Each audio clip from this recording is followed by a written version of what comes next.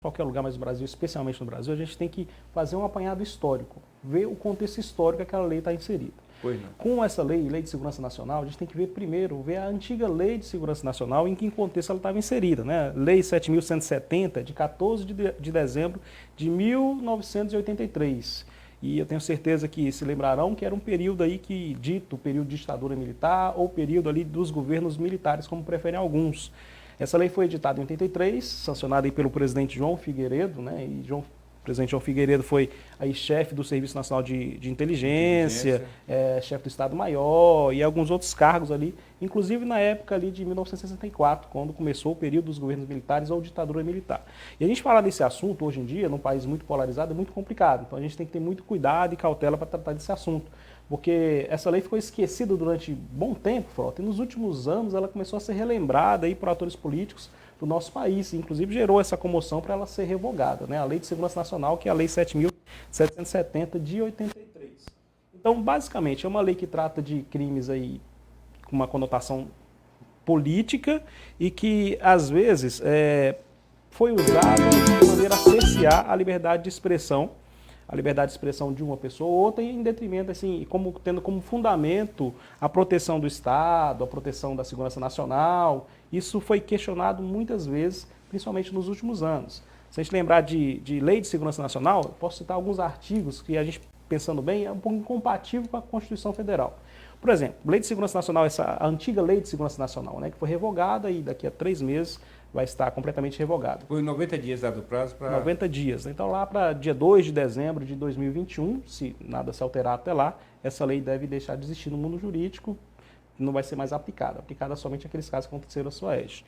Então, Lei 7.770, ela tem alguns aspectos que vão de encontro à Constituição de 88. Uma lei de 83, Constituição de 1988. E a gente pode ver que ela entra em choque, justamente por essa ideologia da época que era diferente da nossa ideologia atual.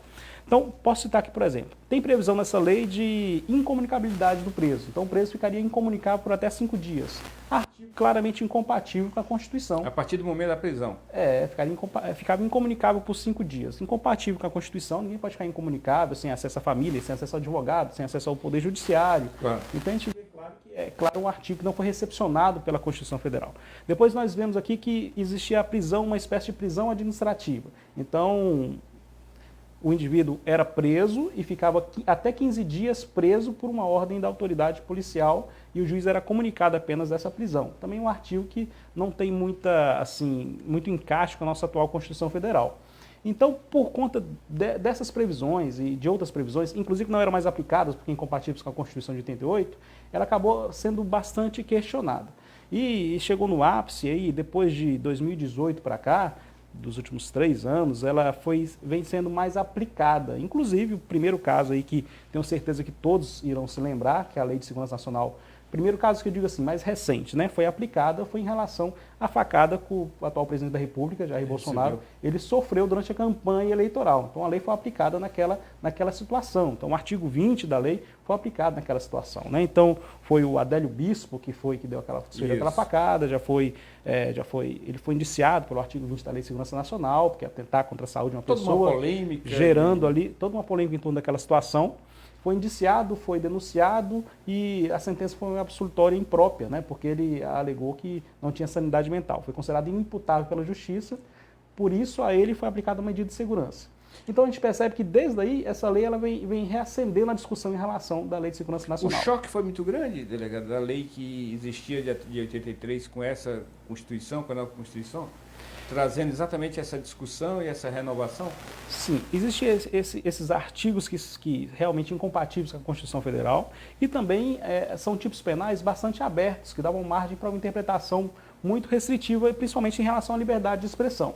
Então, depois de 2018, depois da facada do presidente, ela foi aplicada outras vezes também. A gente pode citar casos emblemáticos, aqui eu quero deixar bastante claro, Frota, que nossa intenção é simplesmente fazer uma análise jurídica das situações e não adentrar no mérito político, que a gente sabe que gera discussões muito acaloradas. Isso. Então, por exemplo, o caso que aconteceu do Felipe Neto, que disse que o presidente da República era genocida, foi encaixado no artigo da Lei de Segurança Nacional. Então, entendeu-se ali, existia ali uma repressão à liberdade de expressão daquele youtuber, né? Ou não, a lei estava correta, era uma lei compatível com a liberdade de expressão. Também, posteriormente, teve os casos em que foi aplicado pelo Supremo Tribunal Federal, naquele famoso inquérito das fake news, em relação ao deputado Daniel Silveira, em relação ao próprio Zé Trovão, em relação aqui também ao Roberto Jefferson, e várias pessoas icônicas aí do país. E o Roberto Jefferson chegou até a ser preso, está preso por Sim, conta também dessa situação. E essa mesma aplicabilidade, ela acontecia na lei que vigorou de 83, delegado? Pois é, a gente está falando aqui que esses casos foi aplicado justamente a Lei de Segurança Nacional. Então, por conta da aplicação desses casos, né, sucessivamente da Lei de Segurança Nacional, inclusive alguns entendem que o Poder Executivo utilizou indevidamente a Lei de Segurança Nacional por meio da Polícia Federal para instaurar esses inquéritos policiais contra inimigos políticos. Outros entendem que o próprio Supremo Tribunal Federal, agindo aí de ofício, violando até o sistema acusatório, decretou prisões ilegais com base também na Lei de Segurança Nacional. Então, tendo em vista essa discussão, tanto em relação à ação do Poder Executivo quanto em relação à ação do próprio STF, a lei acabou sendo revogada pelo Congresso Nacional. E o interessante, Frota, um ponto interessantíssimo é que existia aí uma discussão em relação à revogação da Lei de Segurança Nacional desde 1991. Então, a lei foi de 1983 e 1981, o deputado Hélio Bicudo, ele apresenta um projeto de lei para revogar a Lei de Segurança Nacional. Esse projeto ele ficou tramitando de 1991 até agora 2021, ou seja, simplesmente 30 anos de tramitação no Congresso Nacional, quando achou-se que era o momento mais oportuno para revogar a Lei de Segurança Nacional. Mudou muita coisa, delegado? Mudou. A lei ficou mais objetiva, mais enxuta, mais compatível com a Constituição Federal. Então, esses tipos, eles ficaram mais fechados, mais restritos, uma lei mais objetiva, com menos crimes, menos tipos penais, com uma estrutura mais condizente com a nossa atual realidade constitucional de liberdade de expressão. Com isso, o senhor está dizendo que essa nova lei ela é uma lei melhor? É importante que se diga, é uma lei que ainda ela foi sancionada dia 1º de setembro agora, né? 1º de setembro de 2021, então é muito recente. Os estudiosos estão se debruçando sobre ela ainda, doutrinadores, juristas. Então, a gente tem que ter cautela ao falar sobre isso, porque é uma lei muito recente que vai ser estudada nas suas minúcias. Então, a gente tem que... Vai se dizer se é uma lei adequada ou não no decorrer do tempo. Mas, a princípio, assim, as opiniões que a gente colheu, pela leitura que a gente faz, os juristas têm entendido, sim, que é uma lei que foi mais benéfica, mais compatível com a Constituição. E por quê, Frota? Eu quero ressaltar logo um artigo 359-T dessa lei, que é a Lei 14.197, de 1º de setembro de 2021. Vou tomar a liberdade de ler aqui para não ficar falando algum texto que não condiz. Né? Então, o artigo 359-T, ele já dá o tom da lei, que ele fala o seguinte: não constitui crime a manifestação crítica dos poderes constitucionais, nem a atividade jornalística, nem a reivindicação de direitos e garantias constitucionais por meio de passeatas, reuniões, greves, aglomerações, com propósitos sociais. Então ela já traz uma amplitude da sua liberdade. Ela já traz a sua finalidade, né? Ela fala, olha, isso daqui não constitui crime. Passeata para reivindicar direitos sociais, garantias individuais, para criticar o regime que está em vigor, isso não é considerado crime. Aí você já compreende a intenção do legislador ao fazer a lei. Até a sua atividade, a atividade da imprensa, que é muito importante para o nosso Estado Democrático de Direito, muito importante para que a notícia, a informação chegue até a sociedade. Até isso está sendo resguardado pela lei. Então, uma lei realmente que ela se mostra mais compatível com a nossa Constituição. E a gente já vê de imediato a sua aplicabilidade, né, delegado? Sim, é claro que ela tem aqui um papel interpretativo até ela entrar em vigor, vai entrar em vigor lá para dezembro, né? Os 90 dias que ela tem um período de vacatio legis, que é esse período em que todo mundo vai se debruçar sobre a lei, compreendê-la, e esse período de vacatio é importante para isso, e depois disso, a partir de dezembro, ela vai ser aplicada. E aí vão surgir algumas discussões interessantes, né? Por exemplo, os crimes em que essas pessoas que a gente mencionou agora há pouco, né, que foi imputada a elas, por exemplo, Roberto Jefferson, Daniel Silveira, Felipe Neto, o inquérito foi arquivado, mas enfim, o próprio Abílio, que deu a facada no presidente. Então, esses crimes, eles foram revogados ou não foram revogados? São discussões que vão surgir com certeza, porque se nós entendemos que esses crimes foram revogados, então essas pessoas não devem mais responder por esses crimes e deveriam ser colocadas em liberdade. Qual o tempo para se ter esse entendimento, delegado, dessa revogação? Olha, é o tempo que os tribunais vão analisar a aplicabilidade da lei. É interessante dizer que existem alguns princípios, tentando ser o mais claro possível, né, Frota? Existem alguns princípios em direito penal e processual penal de interpretação. E considerando que, mesmo tendo sido revogada a Lei de Segurança Nacional, vamos imaginar aqui que no tempo de 90 dias ela vai se efetivar e vai ser revogada e a lei vai entrar em vigor. Mesmo tendo sido revogada, a conduta que essas pessoas cometeram, ela continua sendo tipificada por outro crime. Então, não haveria uma revogação propriamente dita. Princípio da continuidade típico-normativa, né? Então, quando o senhor fala isso aí, as tipificações também mudam. As tipificações mudam, o tipo penal, o artigo vai mudar, mas a conduta, por ser a mesma, ela vai continuar sendo punida. E é isso que vai ser muito discutido daqui para frente. Aquela conduta que determinada pessoa praticou sobre a égide, sobre a vigência da Lei de Segurança Nacional anterior, ela continua sendo típica, continua sendo crime, né, em linguagem popular, continua sendo crime sobre a égide da nova lei ou não? Ou essa conduta a tipificação foi revogada? Isso vai ser muito discutido certamente. Então não deixa de ser complexo, né, delegado? Até que as pessoas entendam, interpretação, Sim. sejam feitas, cabeças são muitas e... Sim, né? Como é que o senhor vê tudo isso? É complexo, eu tenho certeza que será tema de grandes discussões, até porque a lei tem alguns vetos presidenciais, e esses vetos podem ser derrubados no decorrer do tempo, o Congresso pode derrubar esses vetos. Veja bem, no pacote anticrime, alguns vetos presidenciais foram derrubados com mais de ano que esses vetos foram proferidos. Então isso vai ser muito discutido ainda, certamente, especialmente aí no período eleitoral, especialmente por envolver diversas pessoas de notoriedade nacional. Esse crime previsto na Lei de Segurança Nacional também é aquela situação do que aconteceu com o crime de difamar ou caluniar o presidente. Sim, perfeitamente. Por exemplo, no caso emblemático do Felipe Neto, em que ele chamou o presidente de genocida, existe um artigo na Lei de Segurança Nacional que falava que é crime caluniar ou difamar o presidente da República, presidente do Senado, Congresso, Senado, Câmara dos Deputados ou do STF. Do STF. Então isso é considerado crime, sob a égide da Lei de Segurança Nacional. E é emblemático esse caso, Frota, porque nesse caso especificamente o Poder Judiciário entendeu que deveria prevalecer a liberdade de expressão e a crítica, né, o direito de criticar o seu mandatário máximo, que é o presidente da República, no caso lá do Felipe Neto. Então isso é importante. Essa ponderação sempre vai existir, liberdade de expressão versus o que está acima do razoável na liberdade de expressão. Eu posso criticar o sistema?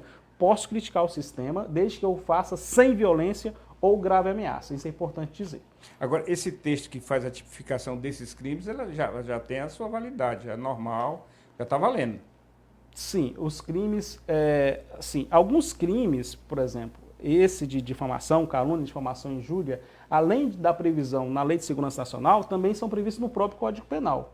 E foi isso que fez também a nova lei, a 14.197. Ela acabou deixando esses crimes, alguns desses crimes, pela tipificação do próprio Código Penal, apenas com uma causa de aumento. Então, a partir da vigência da lei, que vai ser em dezembro de 2021, se alguém caluniar o presidente da República, presidente do Senado, presidente da Câmara ou presidente do STF, essa pessoa vai incidir ali nos crimes de calúnia, difamação e injúria com uma causa de aumento de pena pelo fato das vítimas serem essas autoridades. A espionagem seria um caso? A espionagem, ela continua ali, ela é um crime que continua na nova lei, mas ela continua sobre outra rúbrica, né? Tem crimes contra o Estado Democrático de Direito, tem previsão também na lei 14.197. Então, continua, são outra modalidade de crime. E essa a abolição violenta do Estado que se comenta, delegado? Abolição, você pode repetir, Flávio? A abolição, né, abolição violenta do Estado, né, democrático de direito, né, que é a prisão que vem de 4 a 8 anos, aquela situação toda. Tem alguns crimes, assim, a lei 1497, ela acabou deixando alguns títulos, né, que é crimes contra o Estado Democrático de Direito, crime contra as instituições democráticas. Isso. E nessa parte dos crimes contra as instituições democráticas, nós temos a previsão lá do golpe de Estado, que é tentar depor quem está no poder mediante violência ou grave ameaça. Isso é importante, isso foi tipificado, é um nome novo de um crime que foi tipificado. Existe algum tipo parecido, mas não com essa nomenclatura. Agora fica bem claro, mas sempre dá para perceber esse tom do legislador, ele sempre procurou colocar violência ou grave ameaça ali fazendo parte do crime. Então só vai haver o crime se houver emprego de violência ou grave ameaça. Agora, é uma lei que a gente vê, uma renovação de lei que a gente vê, delegado, que vem muito de encontro o momento que a gente vive no país, né? Sim, sim. Sempre as legislações no Brasil, principalmente, né, elas representam um momento político, um recorte do momento político, um recorte do momento social. A gente pode ver isso em diversas situações, desde a lei de crimes hediondos, lá da Daniela Pérez, desde ali também, a gente vê a lei Carolina Dickmann, tudo é uma situação, uma casuística, né, Frota? Uma situação específica que acaba gerando um diploma normativo. E agora foi a mesma coisa, só que não foi uma situação, foram várias situações. A lei veio no CV. A Lei de Segurança Nacional, ela foi usada em 2020 51 vezes e tinha sido usada pouquíssimas vezes nos últimos anos, nos últimos 10 anos. Então, por conta desse aumento no uso da Lei de Segurança Nacional, ela acabou sendo rediscutida pelo Congresso e aí sancionada e aprovada. O senhor que é um estudioso da lei, escritor, delegado, alguns pontos da lei que lhe chamou a atenção, que realmente, né, chegaram no momento certo, ou então que não mudaram nada, ou coisa parecida? Olha, me parece que a lei ela tem essa característica. Ela procura deixar, alguns tipos foram vetados pelo presidente da República. Acredito que esses vetos possivelmente podem ser derrubados pelo Congresso. Alguns tipos que impediam, principalmente a divulgação de notícias falsas na internet, financiamento, chamado fake news, né? Exatamente. Então, assim, procuravam aprimorar o processo eleitoral, né, o processo de propaganda eleitoral. Esses tipos penais, esse tipo penal especificamente, ele foi vetado pelo presidente da República, talvez tenha uma repercussão. Talvez seja, né, o esses Congresso vetos derruba vieram esses criar vetos. um limite momentâneo para depois ser revisto? Sim, talvez sim, né? Mas o Congresso vai ter a oportunidade de avaliar a validade desses vetos, a conveniência política, né, desses vetos, se vão ou não permanecer no mundo. No geral, o senhor acha então que a lei foi muito penso que é uma propícia lei positiva, uma lei que está mais condizente com a Constituição, mais condizente com o nosso Estado, é uma lei importante para a nossa democracia, uma lei que procura delimitar atitudes hostis ao Estado Democrático de Direito, que é muito importante que nós possamos aí divergir, mas divergir com respeito, sem agredir ninguém, sem incitar a violência. Como policial, como cidadão, não posso defender nenhum tipo de incitação à violência, nenhum tipo de agressão a quem está no poder no momento, simplesmente usando uma rede social que pode ser potencializado mais ainda. Então parece que é uma lei que ela procura resguardar isso. Delegado Paulo Reina, e nesses 90 dias que tem, né, para exatamente ela se inicia a aplicabilidade como um todo, né, que vai até dezembro, aí, início de janeiro, poderá haver alguma mudança ou não?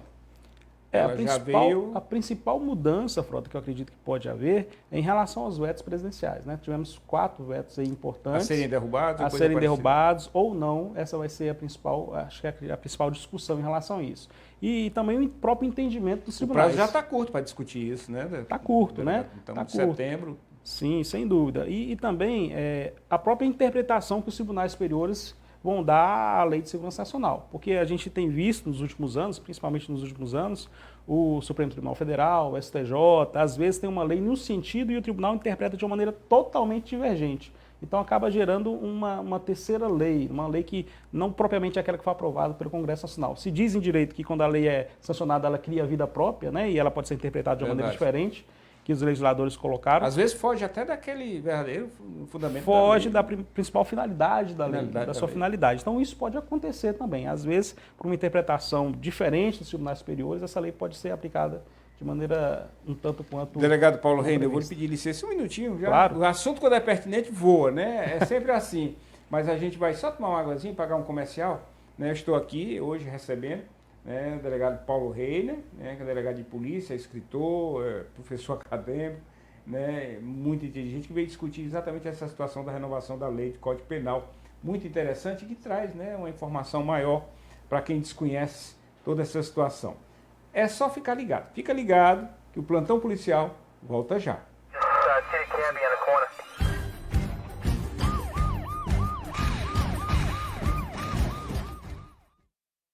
O governo junto com a gente, trabalhando em todo lugar, fazendo o melhor para todos, avançar mais forte o Amapá. Pelas ruas de cada cidade já dá pra ver o que há de vir. Segurança não é mais promessa e agora já dá pra sorrir. Tá chegando o asfaltamento e ainda a iluminação, e ninguém ficou de fora. Tem saúde e mais educação, dá mais gosto de viver no Amapá. Sabe por quê? O governo junto com a gente, trabalhando em todo lugar, fazendo o melhor para todos, avançar mais forte o Amapá. O governo junto com a gente, trabalhando em todo lugar, presente em cada cidade, abraçando forte o Amapá. Governo do Amapá, juntos por um estado forte. Você tá a fim de encarar muita ação e aventura? Então seu lugar é aqui, na Adventure. Só aqui você encontra tudo o que precisa para enfrentar os terrenos mais radicais. Mochilas, barracas, campo, pesca, escalada e rapel. Uma grande infinidade de artigos militares e esportes radicais. Te esperta, rapaz, e passa aqui na Adventure e comece a conhecer a vida de maneiras diferentes. Adventure, aqui começa a sua aventura.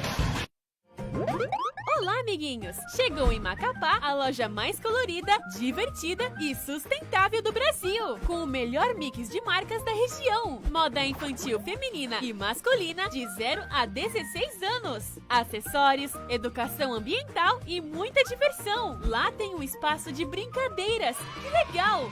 Tudo isso você encontra na Container Baby Kids Macapá, Avenida Coaraci Nunes, 237A, Centro.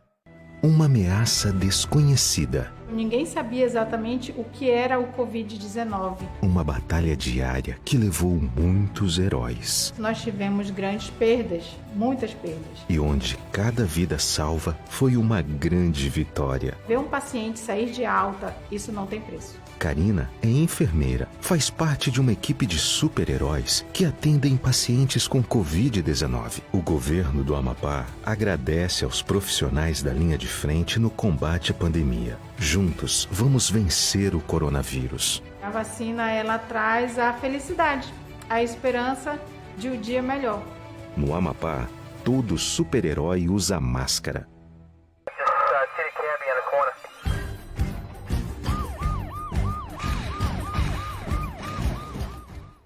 De volta com o meu, com o seu, com o nosso plantão policial aqui na TV Cidade, canal 2.1, essa liderança de audiência. Hoje recebendo, né, com muito prazer, o delegado Paulo Reiner, né, que é da nossa polícia, delegado aqui da nossa Polícia Civil do Amapá, né, um estudioso de leis, um escritor, né, professor, acadêmico, e a gente discute aqui, né, dentre outros assuntos que a gente vai também poder falar, aproveitar, né, a gente tem que explorar. Ele me deve essa entrevista faz uns 8 meses já que eu vivo lá.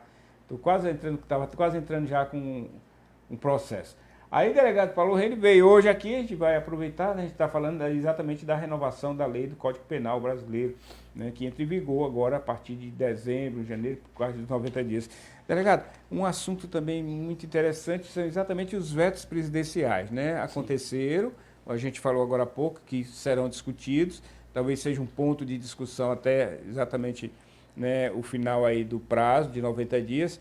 Mas esses vetos, quantos foram no total? Foram 3, 4, parece? E o que nós temos aí alguns vetos importantes do presidente da República, né? O artigo 359-O, Q, S e U foram vetados, que falavam em síntese, né, em apertada síntese, que falavam esses artigos. Primeiro, comunicação enganosa em massa, é um tipo penal que previa que financiar comunicação enganosa ou patrocinar essa comunicação é crime. Isso por meio das redes sociais, principalmente o que vem acontecendo, vulgarmente falando, as fake news. As fake news. Isso que incomoda muito a parte política e tudo mais. Que incomoda, né? Pelas razões do veto do presidente da República, assim ele se manifestou, a parte jurídica lá da presidente da República, que foi vetado porque quem diria o que é verdade e o que não é verdade. Que não é verdade. Existiria um tribunal da verdade para dizer o que é verdade e o que não é verdade. Então foi um dos argumentos que ele utilizou para vetar esse tipo penal, que era um tipo penal novo, que é comunicação enganosa em massa.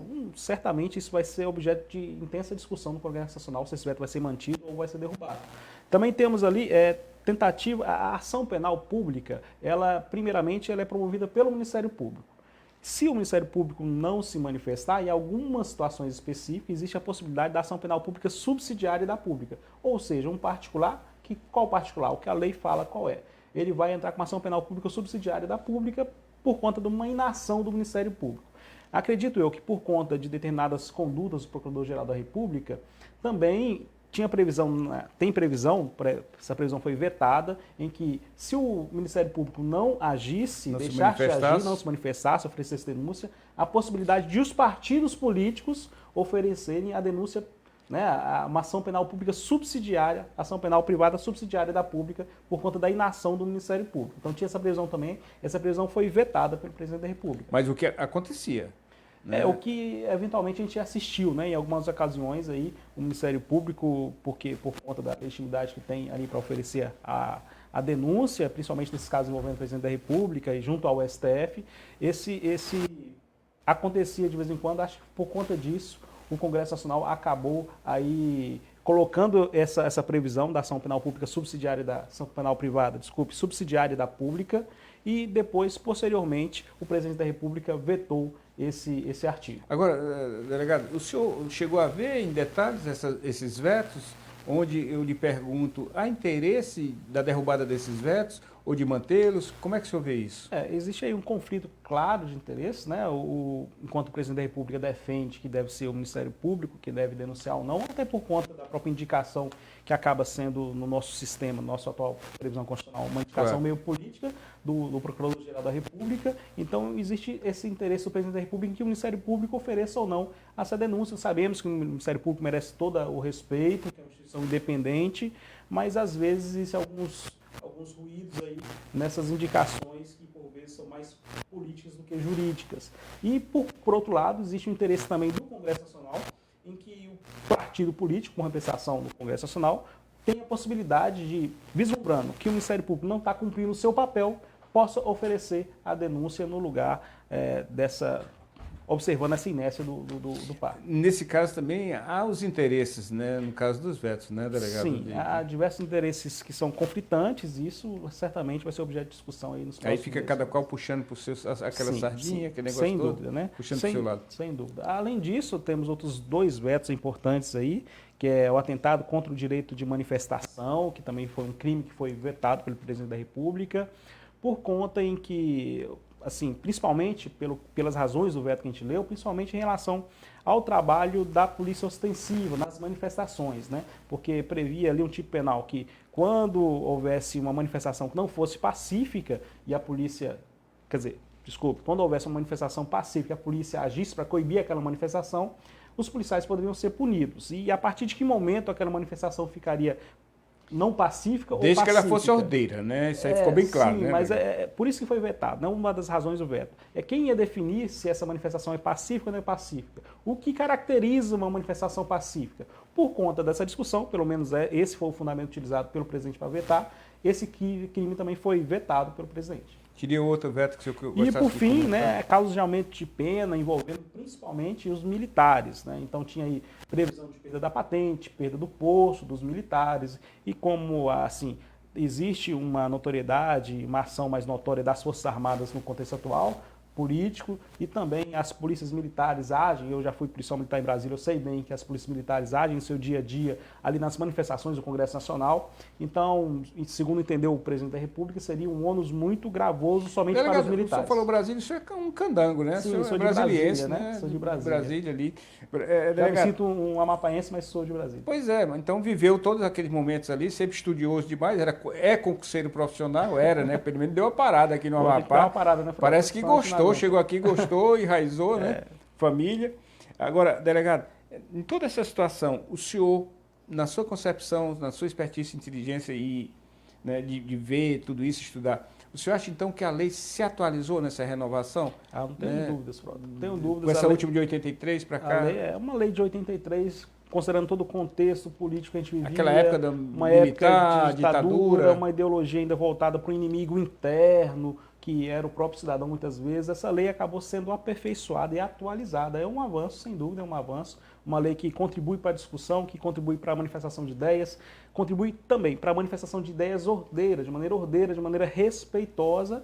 Não quer dizer que você pode dar a sua opinião de maneira agressiva, com violência ou grave ameaça, ameaçando quem quer que seja, a autoridade ou não. Isso é importante que a população compreenda. Então a sua aplicabilidade será indiscutível. Se a gente conseguir pegar o espírito da lei, é esse. Você tem o direito de se manifestar, Você tem o direito de criticar o seu governante, tem o direito de criticar o Poder Judiciário, o Poder Legislativo, os poderes constitucionais, mas deve fazê-lo de maneira ordeira, de maneira respeitosa, sem incitar a violência, sem falar que vai queimar aquele ou aquele outro prédio, ou vai matar aquela autoridade ou aquela outra. Ela Isso é está bem importante. clara, só vai ser condenado quem Sim. infringir toda essa É situação uma aí. lei mais atual que foi aperfeiçoada, não tenho dúvidas disso. Então, nessa questão também, voltando dos vetos, com certeza serão discutidos e serão revistos, né, delegado? Serão Porque discutidos, tem interesses. possivelmente, né, pelo que a gente viu aí em relação ao pacote anticrime, vários vetos derrubados do presidente da República, inclusive a gente teve que estudar novamente a lei.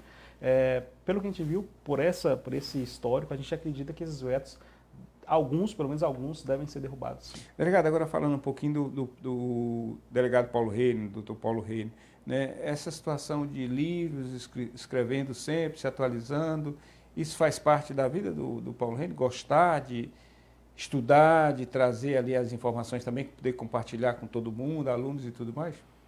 Frota, a gente procura, né? Procura se atualizar. É difícil se manter atualizado, porque são várias leis, muitas leis, jurisprudência muda muito, mas a gente gosta, quase que um hobby meu, estudar, estar sempre atualizado. Não é difícil, não tenho conseguido muito ultimamente por conta do serviço. Eu ia perguntar isso, onde é que o senhor encontra tempo para poder se dedicar a isso aí? Nos últimos meses não tem conseguido tanto por conta do acúmulo de serviço, né? Nosso compromisso com a Polícia Civil, e tem que ser assim mesmo, mas o tempinho livre que a gente tem, a gente procura se atualizar, procura dar uma lida, procura compreender melhor o que a gente está vivendo, compreender melhor a finalidade da legislação, procurar aprender sempre, né, Frota? A gente sempre está aprendendo. Agora, o senhor foi um dos delegados de polícia que mais contribuiu bastante com a evolução da nossa Polícia Civil, com ideias, com informações, com trabalho, né? Recebe elogio de todos os colegas, é respeitado pelos colegas delegados, agentes, oficiais, tramita muito bem nesse circuito aí da nossa Polícia Civil. O próprio delegado-geral, secretário de Segurança, o reconhece como uma pessoa que realmente, né, veio e trouxe toda uma ideia, uma situação. Eu lembro, delegado, né, não sei se o senhor pode falar ou quer falar disso, que o senhor foi a primeira pessoa que identificou a chegada de facção criminosa no Estado. Eu lembro que na época o senhor estava titular na DSCP, o senhor era da DSCP, Delegacia Especializada de Crimes contra o Patrimônio, e já naquela época, pelo trabalho que o senhor fazia, muito proativo, né, já conseguiu identificar ali um organograma, né? Como é que o senhor conseguiu, naquela época, o senhor estava chegando na polícia praticamente, né? Era pouco tempo de polícia aqui no Estado, mas já teve aquela percepção, aquela perspicácia de poder fazer todo um trabalho desse. Frota, obrigado pelos elogios, né? Agradeço bastante, a gente está para contribuir e sempre aprender com os colegas. Muito honrado. Em relação ao crime organizado, a gente era a época titular da Delegacia de Crimes contra o Patrimônio, e a gente começou a perceber, com a ajuda dos colegas, dos agentes oficiais que ali trabalhavam, uma organização um pouco mais efetiva da criminalidade naquele momento, né? O senhor sentiu uma mudança do crime naquela época? A gente começou a perceber uma modificação em relação à linguagem, em relação a alvos específicos a serem... As práticas... Naquela época era roubo que a gente apurava, né? Principalmente roubos, crimes contra o patrimônio, mas mais roubo mesmo. Então a gente começou a perceber alvos muito direcionados, ações muito específicas, quantias muito grandes em dinheiro. Modus operandi mais organizado. Mais organizado, principalmente quando havia grande apreensão de drogas, e o crime organizado tem muita essa característica, né? O delegado Cidinho trabalha bastante, e quando ele trabalha muito, eles querem se recapitalizar, pegar o dinheiro de volta. E para fazer isso, o criminoso pensa em logo cometer roubos. E por isso que isso acontece. Para capitalizar e tivemos um roubo com uma quantia expressiva há alguns dias. Então a gente percebe que essa modalidade de crime ela é voltada para isso, para se capitalizar e depois conseguir fazer a multiplicação desses valores, principalmente por meio do tráfico de drogas. Então o crime organizado tem essa base. E no Brasil, o crime organizado tem uma característica específica. Outros países também têm, mas aqui a gente percebe de maneira muito clara que tem base prisional. Então os criminosos eles atuam principalmente dentro das penitenciárias, o que de maneira geral para o país inteiro, não é uma peculiaridade do Estado do Amapá, mas o país inteiro gera um problema para o Estado. Fazem do sistema o escritório do crime. Gera um problema para o Estado, porque eu lhe pergunto, Frota, pergunto para quem está nos assistindo, o que nós vamos fazer com aquele indivíduo que já está preso, já está recluso numa cela lá no Iapém ou em outro presídio? Ocioso. O que nós vamos fazer com ele se nós já conseguimos identificá-lo e ele está ali dentro do presídio comandando uma organização criminosa? né? Então esse é um problema para o Estado brasileiro. Então, como o crime organizado no Brasil é tudo de base prisional, existem diversas facções, e elas são comandadas principalmente dentro dos presídios, nós não temos pena de morte no país, não podemos executar os criminosos. Então, o que fazer com esses criminosos? E o Brasil começou a adotar uma política de mandar essas lideranças das facções para presídios federais. Criaram os presídios federais. Os presídios federais e começaram Tentando isolá-los para... isolar as lideranças dessas facções criminosas. O senhor acha que esse isolamento da liderança no presídio federal, delegado Paulo Reine, né, com toda a vossa experiência, ela desarticula, mas consegue fazer... São duas questões, né? Tudo tem os seus prós e seus contras. Em relação a transferir as lideranças das organizações criminosas para presídios federais, é um ponto positivo, consegue desarticular, de certa maneira, aquelas lideranças que têm um poder assim, de arregimentar os criminosos locais. Por outro lado, quando você coloca junto em uma cela criminosos de diversos estados da federação num presídio só, e eles começam a trocar informações, trocar experiências sobre o modus operandi. Como é que você faz para agir dessa maneira no seu estado? E eles ali formam uma espécie de congresso de todos os locais do país, você acaba transferindo o modus operandi de um estado para o outro. E uma hora esses presos que estão em presídios federais, eles voltam, eles regressam para o estado. Mais fortalecidos, eu acho. E regressam com novas know-how ideias, diferente, um novo know-how, uma nova experiência criminosa e consegue aplicar por vezes o que eles aprenderam nos presídios federais dentro do Estado. Agora, vamos voltar aqui na condição que o senhor criou o organograma, né, começou a ver que realmente, né, tinha um modus operandi diferente, tinha uns bots diferentes ali da bandidagem querendo, né, cooptar mais pessoas, né, os crimes visando um volume maior de dinheiro no assalto. Em que momento o senhor começou a ver isso? E em que momento o senhor começou a identificar essas lideranças? E nesse momento o senhor identificou qual seria a facção que estava já entrando no Estado? Qual seria essa facção? Sim, Frota. Naquela ocasião nós identificamos pela organização, identificamos pelo modo, até pelo modo de falar, o modo de se comunicar, identificamos pelas vítimas que eles estavam, contra quais vítimas eles estavam atuando, e conseguimos identificar, pelo menos naquela ocasião, uma primeira facção assim que começou de maneira, facção de assim, que existiam aquelas gangues, né? Isso sempre existiu. Aquelas galeras. Mas não era tão organizado, não sei se é essa organização toda, mas enfim, a primeira facção de notoriedade nacional que entrou no Estado nós conseguimos identificar assim, por conta dessas características. Que foi a Comando Vermelho? Não foi? Eu prefiro, Frota, se você me permite, não falar nome de facção. Eu também não gosto de falar, mas... propaganda para faccionado, para facção criminosa. Eu também não gostaria de falar, mas a primeira. Agora, nesse caso aí, né, aí o senhor de imediato já começou a combatê-los? Claro, sem dúvida, sem dúvida.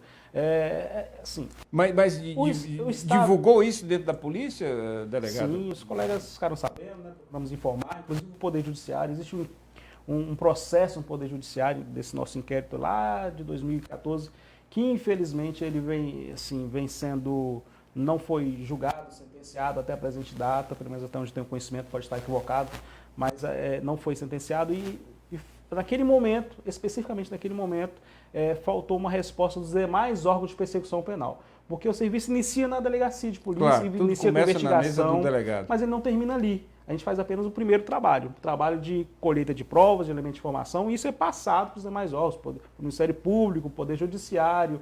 E se não houver uma ação efetiva desses órgãos... O senhor acha que não acreditaram, então, que aqui no Amapá não poderia acontecer isso? Não sei se não acreditaram, porque o nosso trabalho, junto com os dos colegas, ele estava bastante robusto nesse sentido. Ficou bem materializado? Ficou bem materializado, conseguimos demonstrar. Porque qual que é a ideia da organização criminosa?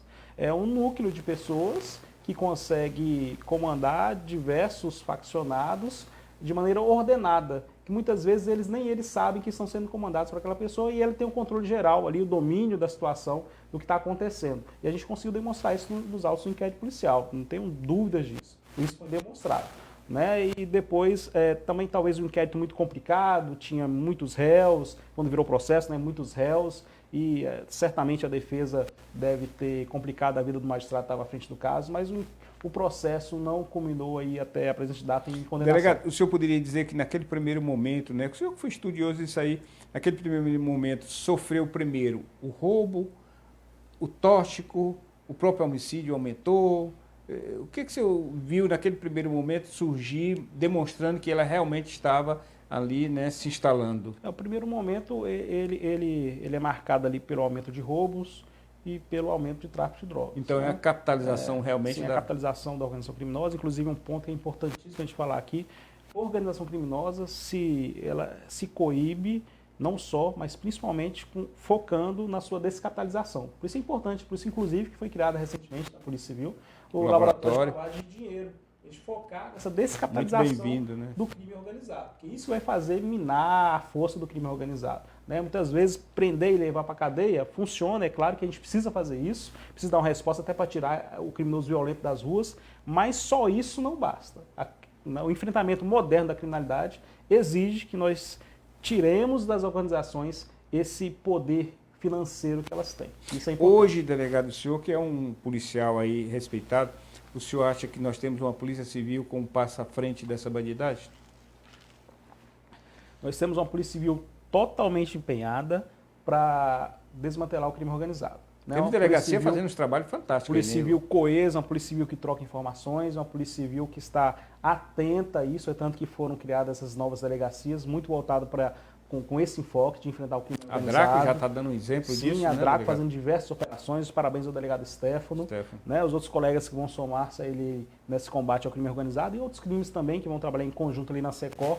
Certamente a gente tem uma estrutura muito mais robusta, Frota, isso posso falar com toda certeza. Temos uma estrutura jurídica na instituição, com delegacias novas são criadas para enfrentar o crime organizado. Temos uma estrutura de pessoal mais qualificado, então o nosso pessoal hoje é mais qualificado para esse tipo de investigação. A estrutura tem ajudado também, a logística, né? Sim, também eu acredito que você da imprensa percebe isso, né? A qualificação dos servidores policiais civis, e a Polícia Civil tem que ter esse enfoque, essa qualificação dos servidores, e temos também uma estrutura que está sendo alimentada a cada dia em relação à inteligência policial, porque a polícia...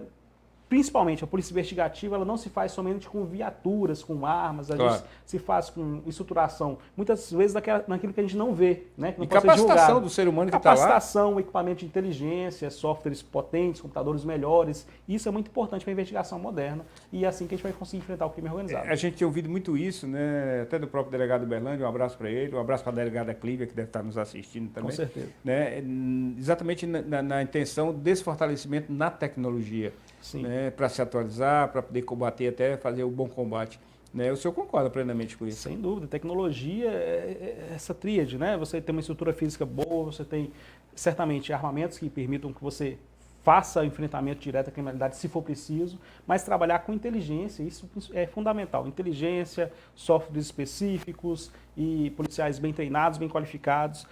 Com esse conjunto, a gente consegue fornecer um trabalho mais qualificado para a sociedade e também para os demais órgãos, né, Ministério Público, Poder Judiciário, para que possam efetivamente cumprir com o seu papel nas demais fases da persecução. Papo é bom, tempo aí, nossa, acabou. A televisão a gente tem que cumprir, né? Olha, passa rápido, muito rápido. Delegado, eu gostaria só de, primeiro, agradecer muito a sua deferência de poder vir aqui conversar com o nosso público do plantão policial, né, e demonstrar realmente a sua competência e inteligência e entender do que é polícia e fazer essa polícia hoje, né, ajudar a fazer parte dessa nossa Polícia Civil hoje, que realmente tem mudado.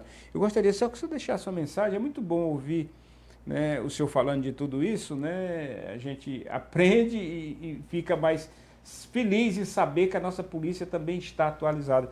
Eu gostaria que o senhor deixasse uma mensagem aqui para a nossa população que está nos vendo, nos ouvindo, exatamente em função de acreditar mais na nossa polícia, ajudar mais. Nós sabemos que a nossa população é um grande parceiro da polícia, enorme, e tem que continuar sendo, acreditando cada vez mais que a nossa Polícia Civil está aqui para servir, né, trabalhar, né, a Polícia Civil, no caso, né, com a investigação, com a inteligência, para que essa violência diminua. E pode ter certeza que o fazem e o fazem muito bem. Está aqui um delegado que representa a nossa Polícia Civil e representa muito bem, pelo que faz, pelo que pensa, pelo que realmente dedicado, como é, né, ali sempre, todo dia, trabalhando em função dessa nossa segurança da sociedade do Amapá. Delegado, fique à vontade, então, para a gente finalizar. Mais uma vez, agradecê-lo muito. Parabéns pelo paletó. Isso aí custou uns 18 mil reais, paletó de costura aí, todo elegante. É fantástico, fantástico, fantástico. Delegado Paulo Reina é tímido, viu? Quem não sabe disso, o delegado Paulo Reina é uma pessoa tímida. Ele não é muito de entrevista, dessa situação toda, não. Mas, delegado, muito obrigado. Gostaria que o senhor desse essa mensagem aqui para a nossa população, que lhe ouviu aqui, e lhe agradece pela aula que o senhor traz ao plantão policial, ao público do plantão policial. Pronto, eu só tenho a agradecer primeiro pelo convite. Eu é sempre uma honra estar aqui contigo. Prazer nosso. Falar com a população que merece o esclarecimento da Polícia Civil.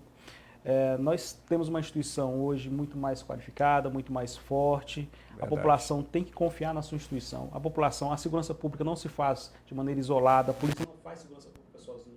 A gente precisa da ajuda, da contribuição da população, seja denunciando, seja informando. Acredito que vocês podem ver o trabalho efetivo da Polícia Civil sendo feito quando prende o criminoso, quando o criminoso mata uma criança, como aconteceu há pouco tempo, e a delegacia vai ali e prende em pouquíssimo tempo, quando infelizmente acontece, mas a Polícia Civil está atenta e está pronta para contribuir com a sociedade. Então, confie no trabalho da polícia, faça a sua parte, denuncie quando for preciso. Um apelo às mães que tomem conta das crianças, dos adolescentes, que estão cada vez mais sendo cooptados por organizações criminosas. Faça um trabalho preventivo em relação a isso, que é muito importante, que assim a gente vai conseguir fornecer, ter tranquilidade para criar nossos filhos num estado tão pequeno, tão agradável como é o estado do Amapá. Conversei com esse grande delegado, Dr. Paulo Reiner, né, que é escritor. Espero que da próxima vez traga alguns livros para a gente mostrar aqui, fazer alguns sorteios aqui. O pessoal vai gostar, né? E espero ter trazido para você todas essas informações necessárias para que você, no dia a dia, também veja, né, o que está acontecendo no nosso país, com leis sendo renovadas, e essa própria história que ele contou aqui também de facções, como chegou, como criou, como ele descobriu e tudo mais. E sempre acreditar na nossa polícia, nesses homens e essas mulheres que estão aí, né, dispostas a trazer essa sensação de segurança para você que vive numa cidade belíssima como é Macapá.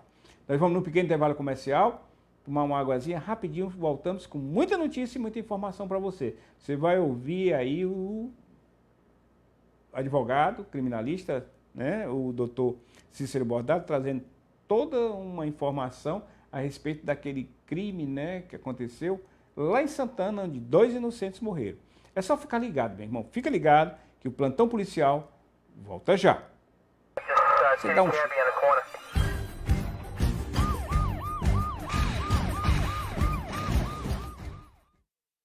O governo junto com a gente, trabalhando em todo lugar, fazendo o melhor para todos, avançar mais forte o Amapá. Pelas ruas de cada cidade já dá pra ver o que há de vir. Segurança não é mais promessa e agora já dá pra sorrir. Tá chegando o asfaltamento e ainda a iluminação, e ninguém ficou de fora. Tem saúde e mais educação, dá mais gosto de viver no Amapá. Sabe por quê? O governo junto com a gente, trabalhando em todo lugar, fazendo o melhor para todos, avançar mais forte o Amapá. O governo junto com a gente, trabalhando em todo lugar, presente em cada cidade, abraçando forte o Amapá. Governo do Amapá, juntos por um estado forte. Você tá a fim de encarar muita ação e aventura? Então seu lugar é aqui, na Adventure. Só aqui você encontra tudo o que precisa para enfrentar os terrenos mais radicais. Mochilas, barracas, campo, pesca, escalada e rapel. Uma grande infinidade de artigos militares e esportes radicais. Te esperta, rapaz, e passa aqui na Adventure e comece a conhecer a vida de maneiras diferentes. Adventure, aqui começa a sua aventura. Uma ameaça desconhecida. Ninguém sabia exatamente o que era o Covid-19. Uma batalha diária que levou muitos heróis. Nós tivemos grandes perdas, muitas perdas. E onde cada vida salva foi uma grande vitória. Ver um paciente sair de alta, isso não tem preço. Karina é enfermeira, faz parte de uma equipe de super-heróis que atendem pacientes com Covid-19. O governo do Amapá agradece aos profissionais da linha de frente no combate à pandemia. Juntos, vamos vencer o coronavírus. A vacina, ela traz a felicidade, a esperança de um dia melhor. No Amapá, todo super-herói usa máscara. Sexta-feira tem decisão no Campeonato Amapaense 2021. Santos e Trem. Um jogo com fortes emoções. Direto do Estádio Olímpico Zerão. Transmissão ao vivo pela TV Cidade, canal 2.1 HD. De um lado, o Peixe da Amazônia, com 7 títulos. Do outro, a Locomotiva, com 3 títulos. Vai ser emoção do início ao fim. Cruza, veio toque de cabeça! Santos e Trem, nesta sexta, 8 da noite, na TV Cidade. A gente vive com você.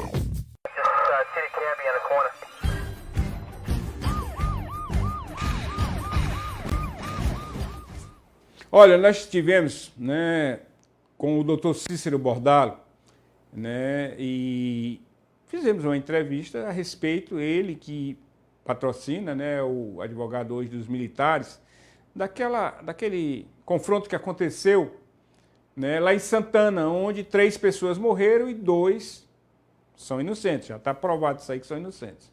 E tentamos falar, né, com o delegado Vitor Crispim, que é o titular da primeira DP, que preside o inquérito.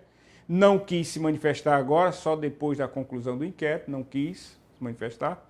Tentamos falar com o delegado-geral, doutor Berlandi também, que também teve a mesma concepção do delegado Vitor Crispim. Não, Frota, a gente vai falar? Vai, no momento certo, depois do inquérito concluído, chegada todas aquelas situações de perícias e tudo mais, para se ter uma conclusão mais, né, correta, mas tudo mais. Tentei falar também com a mãe de uma das pessoas que foram mortas, né, que é a ex-prefeita Auricélia, lá de Laranjal do Jari. Não conseguimos, não tivemos retorno, né, mas nós ouvimos o advogado, né, e ele traz todas as informações, mostra toda uma série de documentações, né, de áudios, de fotos, de imagens, e a gente vai trazer para você, aqui e agora, na tela do Plantão Policial, para você. Estamos aqui no escritório desse grande advogado, competente, proativo advogado, doutor Cícero Bordalo. Doutor Cícero foi procurado, né, para advogar essa situação, né, desse homicídio acontecido lá em Santana, onde policiais militares envolvidos, né, em um trabalho de, né, acompanhamento tático, né, de supostos bandidos faccionados. Há um confronto e morre um dos faccionados e também 2 pessoas inocentes que se encontravam nesse fogo cerrado lá da bandidagem e da polícia militar. Doutor Cícero, muito obrigado por começar agradecendo por nos receber, nos atender, né, trazer as informações, as notícias, num caso emblemático, em que ainda em andamento por conta de perícias a chegar e a confirmar tudo, né, traz a informação, as primeiras, as notícias, para o nosso público do Plantão Policial. Muito boa tarde, doutor Cícero. Boa tarde, Frota. É uma honra estar novamente no seu programa, prazer participando. Eu queria iniciar, Frota, lamentando e tornando público a lamentação dos nossos profissionais de advocacia da Bordalo Associados em relação à morte daquele senhor e do filho dele, né?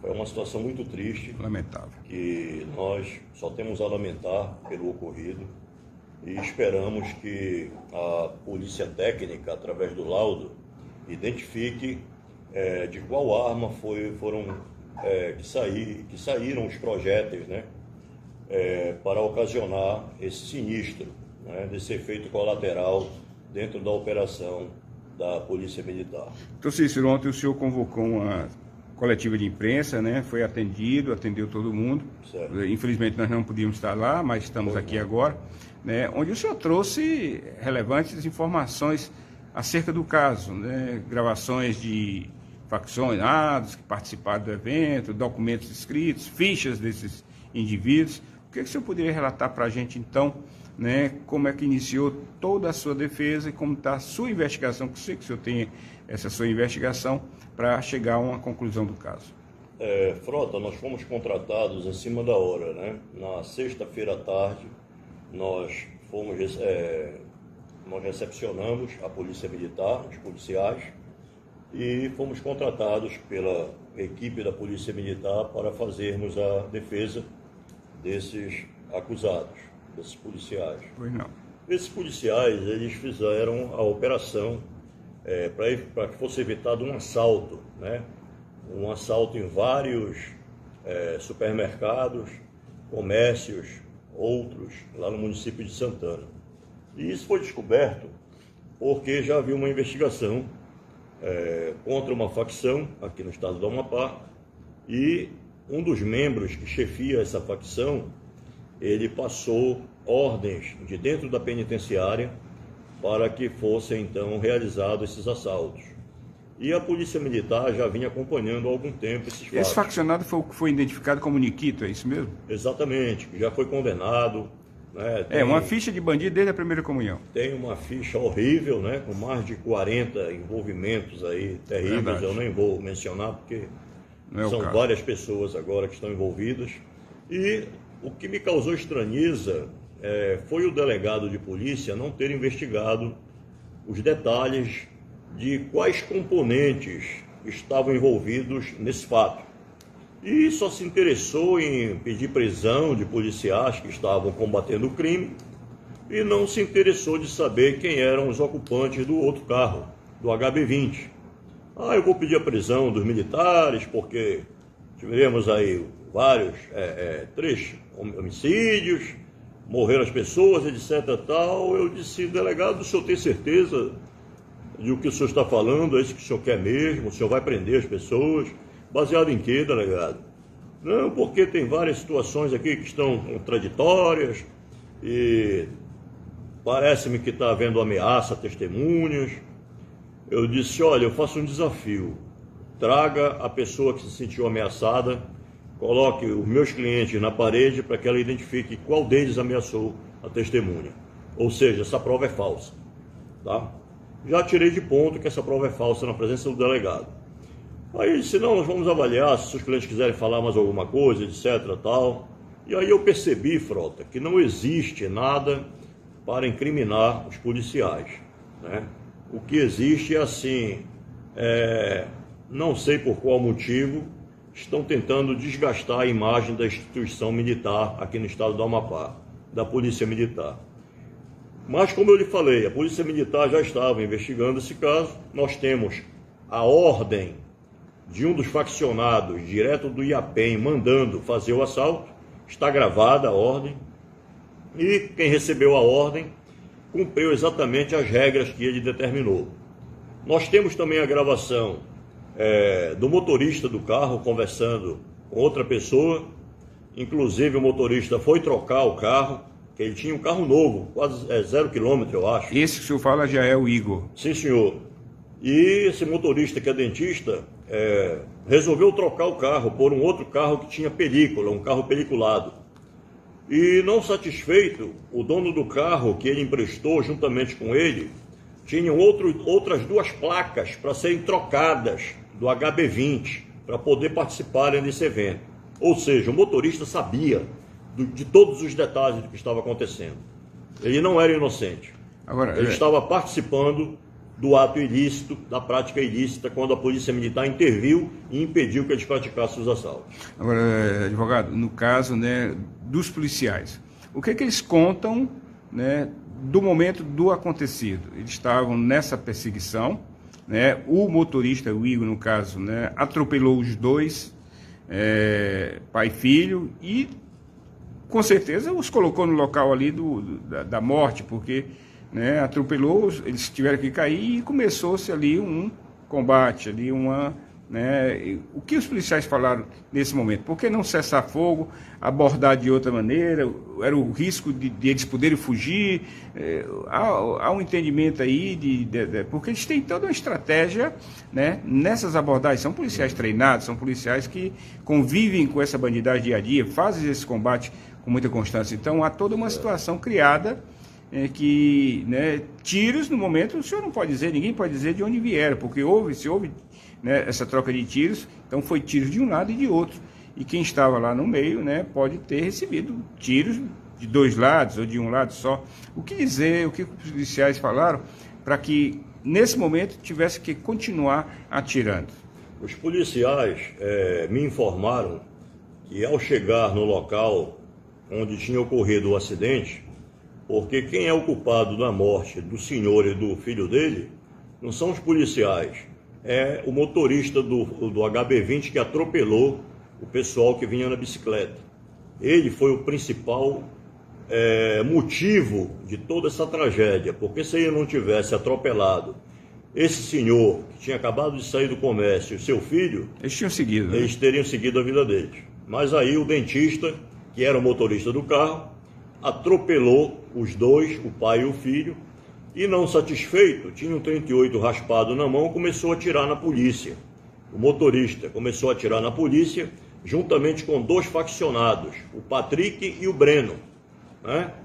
3 indivíduos estavam no veículo? No veículo tinham 5 indivíduos, 5 faccionados.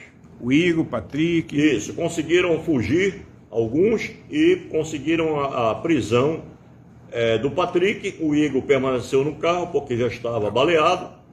E os outros 2 que nada tinham a ver com isso, que o motorista, dentista, o Igor, havia atropelado, estavam lá já em estado de óbito. Um dos indivíduos, no momento de fuga, foi ferido, né? Um dos indivíduos foi ferido com um tiro no pé.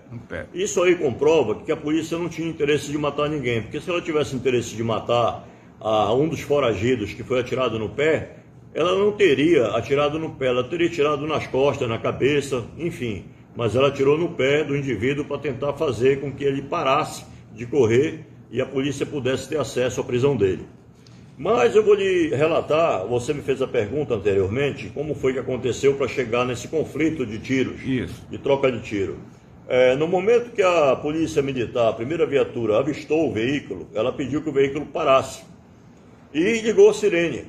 E o dentista, ao invés de parar o carro, ele correu da polícia. Ora, se eu não devo nada a ninguém, se eu não tenho nada a temer, por que eu vou sair acelerado, desesperado no carro, a mais de 120 km por hora? Empreendendo fuga da polícia. Ou seja, o dentista, ele estava envolvido nisso aí até o pescoço.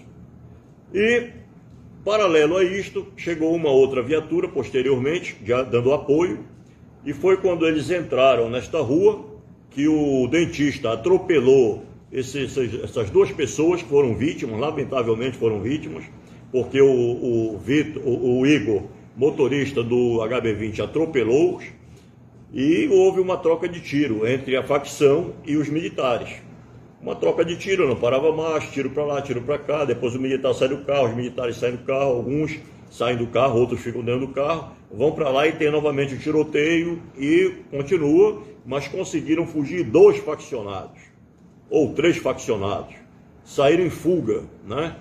Um deles está no bairro do Ambrósio, sendo medicado por uma pessoa que é foragida da penitenciária. Está lá no Ambrósio. Aí eu pergunto, por que o delegado não foi lá prender o Breno, que está foragido da justiça? Aí o delegado pega o depoimento do Patrick, que é um dos membros da facção, que foi quem organizou a metade da ação criminosa, a dinâmica do crime. A dinâmica do crime.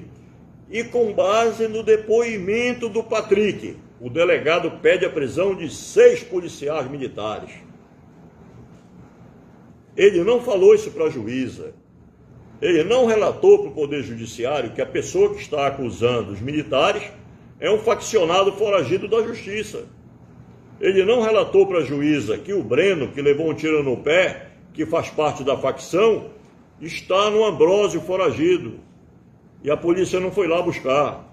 Ele não relatou para a juíza que a ordem para fazer o assalto foi enviada pelo senhor que é membro da facção, de dentro do mercado. Que é membro da facção e que é presidiário de dentro da penitenciária. Ele deu ordem para fazer esse assalto nos comércios lá do município de Santana. Então isso aí revolta a defesa, porque se vê que a investigação está sendo extremamente parcial. É uma investigação contaminada, porque ela está favorecendo uma facção em detrimento da instituição da Polícia Militar. Quem deveria estar preso eram os faccionados, e não a Polícia Militar, que combate o crime diariamente aqui no estado do Amapá. Há alguma confirmação do local do crime, do local do ocorrido, por vídeo monitoramento, alguma materialização a mais comprovando que os tiros saíram só da polícia, doutor Cícero? Não, não há nada. Inclusive, eu solicitei isso aí, não tenho a finalização dos exames. Inclusive, um dos exames, a própria Polícia Técnica disse que não tem condições de realizar. Veja, prejudica isso, prejudica a defesa. Não tem condição de realizar porque não tem o produto químico específico para fazer os exames. Algum tiro comprovadamente em alguma das viaturas? Eu não sei de dizer porque está tudo para a Polícia Técnica, para que seja realizado um exame em todos os carros, enfim, né, no local do sinistro. Mas eu posso lhe dizer, Frota, o seguinte: eu já entrei em contato com um perito que é nacionalmente respeitado aqui no Brasil, e ele deverá estar aqui talvez daqui a 15 dias, talvez daqui a uma semana, talvez daqui a 30 dias. Para uma perícia particular? Para realizar uma perícia particular a nível nacional, para que seja publicada em todos os órgãos, em todas as polícias militares do país. Porque a nossa intenção é reunir com o gabinete da Polícia Militar Brasileira, com o Ministério da Justiça, para levar ao conhecimento das autoridades do país o que está sendo feito com os nossos policiais militares, enquanto os chefes de facção ficam soltos, praticando assaltos, praticando homicídios, praticando estupros, praticando toda espécie de crime, e permanecem tranquilos, impunes. E os policiais militares que foram combater... Operadores da segurança pública. Operadores da segurança pública, que enquanto nós estamos dormindo, estão colocando a vida deles em risco em favor da nossa sociedade, estão presos. Então, Cícero, só para a gente concluir, os policiais, né, a Polícia Civil pediu, né, a prisão preventiva dos policiais. Baseado, eu ainda não consegui falar com o delegado titular, que assumiu a presidência do inquérito, o delegado Vitor Crispim, mas pediu a prisão preventiva, e os policiais, né, resolveram se apresentar, e se apresentaram, né, foram apresentados pelo senhor. Daí para frente, como acontece? Estão presos, né, lá no quartel, onde há o direito, né, daquela prisão lá no quartel, e daí para frente, como segue agora? O senhor já pediu habeas corpus, o senhor já entrou com HB, com HC, como segue agora? Nós já entramos, Frota, anterior ao requerimento foi deferido pela juíza, nós entramos com habeas corpus preventivo. E a juíza, titular da vara lá do município de Santana, ela determinou que o delegado explicasse por que ela queria os policiais presos. Baseado em quê? Né? Para ela poder se convencer se deveria ou não permanecer preso. E paralelo a isso, nós estamos ingressando também, agora com um novo pedido de revogação de prisão, já que foi decretada a prisão temporária. Nós estamos aguardando aí para que amanhã seja protocolado também esse pedido e a juíza fica à vontade para... O primeiro HC preventivo foi negado, né? Não foi negado, é isso que eu ia terminar de falar. Nós estamos já aguardando para que a juíza decida o caminho que ela quer seguir. Se através do HC ela concede a liberdade ou através da revogação de prisão, liberdade provisória, demonstrando que essa prisão está ilícita, que ela está ilegal, que ela não condiz com o que determina a lei. O senhor manteve alguma conversa com o delegado após o caso? Sim, eu falei a ele que eu havia tomado conhecimento que ele andava tentando se autopromover, por isso que ele pediu a prisão dos policiais. Eu queria saber o que ele tinha a alegar sobre isso. E ele foi muito assim, objetivo, muito sincero, e disse: doutor Bordalo, o senhor talvez não me conheça, lhe passaram uma informação equivocada e para o senhor ver aqui, eu estou tomando o depoimento do pessoal e não tem nenhum repórter. Realmente eu gostei daquela atitude, né? Você sabe que aqui em Macapá, por ser uma cidade pequena, às vezes existe conflito de informação. Verdade. E eu espero que o delegado, sinceramente, aqui é uma crítica construtiva, procure investigar, né, todos os membros que estavam dentro do HB20. Inclusive, ele poderia agora, uma sugestão ao delegado, quebrar o sigilo telefônico do Igor, do Patrick, desse membro da penitenciária que mandou as informações, o Nikito, e desse outro que fugiu, né? Então seria interessante isso aí, para poder confirmar qual era o plano de assalto, como foi que realmente aconteceu os fatos, para que a sociedade possa fazer um julgamento correto com as duas verdades na balança, porque até agora apareceu como se a polícia militar estivesse praticando algo errado, algo criminoso, mas na verdade ela estava combatendo o crime organizado dentro do estado do Amapá. Muito bem. O senhor quer falar mais alguma coisa? Eu gostaria que o Poder Judiciário tomasse conhecimento de todos os fatos e, se possível, que chegasse às mãos da Justiça todos os áudios de gravações das ordens vindo da penitenciária para mandar assaltar os comércios, do faccionado pedindo para pegar os revólveres no bairro do Ambrósio, lá em Santana, do motorista da facção, do Igor, que é dentista, falando com o dono do carro para trocar as placas do carro e dizendo que ele ia nesse outro carro porque o carro dele não era peliculado, né, para que a sociedade tome conhecimento da verdade dos fatos, porque até então está havendo uma inversão de valores. Os policiais estão com bandidos e os bandidos estão como inocentes.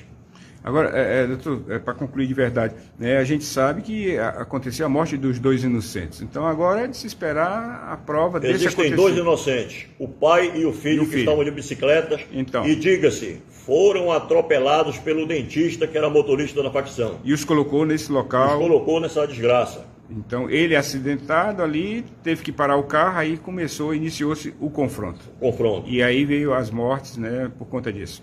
Ok, conversamos com esse grande advogado, doutor Cícero Bordalo, que hoje faz a defesa desses policiais, desse lamentável caso acontecido na cidade de Santana, né, numa perseguição a faccionados que cometiam assaltos, ou que estavam programados a cometer assaltos, né, ceifaram a vida de 2 inocentes que estavam no local errado, no momento errado ali, até mesmo colocados por conta do acidente, do atropelamento.